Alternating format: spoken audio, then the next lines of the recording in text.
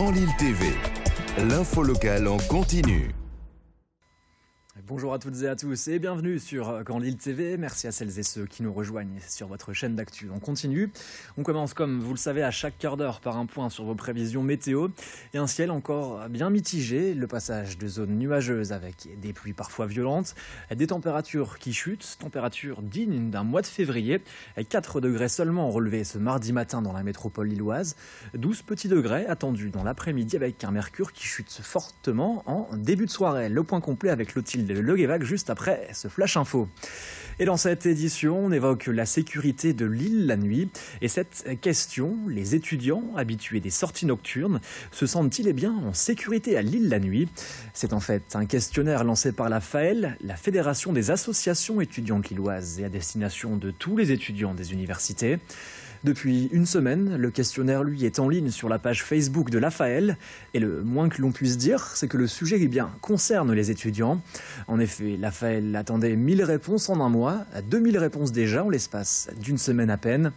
Des questions sur les lieux de fréquentation, la manière de s'y rendre, la fréquence, ou encore des questions plus ouvertes. L'offre de transport en commun est-elle suffisante la nuit? Même si les résultats de cette enquête ne sont pas encore connus, il semblerait bien que le sentiment d'insécurité soit partagé par de nombreux étudiants. Explication complémentaire au micro de nos journalistes. Déjà, on lit dans les journaux, on voit de plus en plus qu'à Lille, le soir, des fois il y a des agressions, des fois il y a du harcèlement, certains même déclarent des viols, on sent qu'il y a de l'insécurité. Donc vraiment l'objectif c'est d'essayer d'avoir des avis sur ça, des témoignages et voir si tout le monde le ressent ou si c'est une certaine partie de la population. Et ensuite, en fonction de ça, d'avoir une base de données que nous, on pourrait amener au niveau des institutionnels pour essayer de faire bouger certaines choses dans l'île, que ce soit les horaires de métro, que ce soit les lignes de bus de nuit. Voilà, on a vraiment envie d'améliorer ce problème qu'on ressent au niveau de l'insécurité à Lille. Et en bref, dans cette édition, cette opération de déminage sur la plage de Malo-Terminus, une opération qui a débuté dès 8h30 ce mardi matin. Et depuis, les 11 plongeurs démineurs sont sur le pied de guerre pour enlever 22 engins de la Seconde Guerre mondiale, potentiellement explosifs et répartis sur près de 500 mètres. Pour l'heure, 6 blocs de béton ont été enlevés et 4 ont été explosés à l'aide de petites charges. L'opération pourrait bien s'étaler sur plusieurs jours selon le poste de commandement, car le risque, c'est que ces éclats de béton puissent blesser des personnes. L'explosion peut en effet provoquer des projections dans un rayon de 800 mètres. Il s'appelle Éric Goulard et est un expert en communication non verbale. Comprenez, un détecteur de mensonges humains. Son talent, il l'apprend au travers de formations, un geste anodin, un regard, une hésitation. L'homme sait décrypter les comportements de chacun. Un portrait signé Vincent Vieillard. Bonjour, je suis Éric Goulard et je suis consultant et formateur en communication, spécialisé en communication non verbale, dont la détection des mensonges.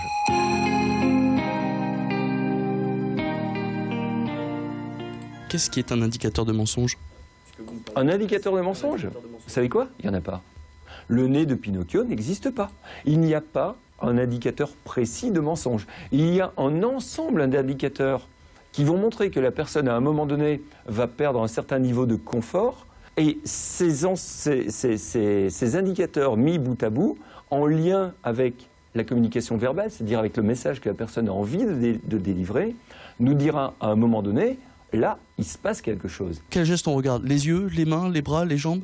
Non, la totalité du corps, en fait. Il y a des zones qu'on va essayer de mieux maîtriser que d'autres, notamment le visage. On essaye souvent de bien maîtriser son visage parce qu'on sait qu'on va être observé, qu'on va être vu par les autres, vu, observé, peut-être analysé. Donc ça, on va essayer généralement de le gérer, mais on gérera moins d'autres comportements tels que d'autres gestes tels que les mouvements d'épaule, des mouvements au niveau des bras, des jambes, des pieds. Quand on observe son interlocuteur, on aura peut-être plus intérêt à observer des zones qui sont moins gérées. C'est-à-dire quels sont les mouvements qu'on fait avec les épaules, les pieds? On les croise, on les bouge un peu trop? Il y a deux types de mouvements, soit ce qu'on appelle des autocontrôles, c'est-à-dire que la personne, elle va avoir des gestes qui sont relativement amples, assez larges, assez souples, assez quelque part détendus. À un moment donné, elle va essayer de s'autocontrôler, c'est-à-dire freiner ses gestes, faire des gestes qui seront moins larges, moins souples, peut-être un peu plus tendus. Donc on a une posture d'autocontrôle. À l'inverse, on a des personnes qui vont avoir tendance à avoir des gestes plutôt de fuite, c'est-à-dire qu'on va avoir des mouvements vers l'arrière, comme on va voir également au niveau des pieds, des jambes. On peut très bien voir une jambe ou un pied qui part vers l'extérieur. Comment vous en êtes arrivé à vous placer dans ce milieu de la formation, à la détection donc du stress, pas forcément du mensonge, parce qu'il n'y a pas de geste pour le mensonge? Au départ, j'ai une formation en communication. J'ai été vendeur, j'ai été acheteur, j'ai travaillé avec des personnes au niveau international pendant des années. J'ai eu beaucoup d'emplois différents. J'ai eu l'occasion de rencontrer énormément de personnes, que ce soit dans tous les niveaux de l'entreprise, hein, de la base de l'entreprise jusqu'au top management, de par mes différentes expériences professionnelles.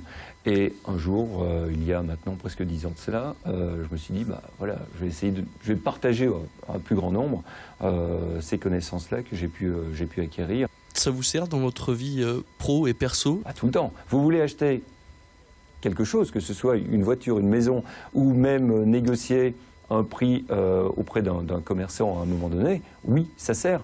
Vous rencontrez un client sur le plan purement professionnel, vous voyez que le client, à un moment donné, essaye de négocier quelque chose, que ce soit un temps supplémentaire, un délai supplémentaire, que ce soit un prix, etc. Vous voyez où vous êtes arrivé au niveau de sa limite. Et c'est pas fatigant d'analyser tout le temps les gens? C'est pas plus difficile que de parler une autre langue, c'est exactement pareil. À partir du moment où vous connaissez les codes d'une langue, vous parlez anglais par exemple, vous ne ferez plus d'efforts pour comprendre l'anglais. Eh bien là, c'est exactement la même chose.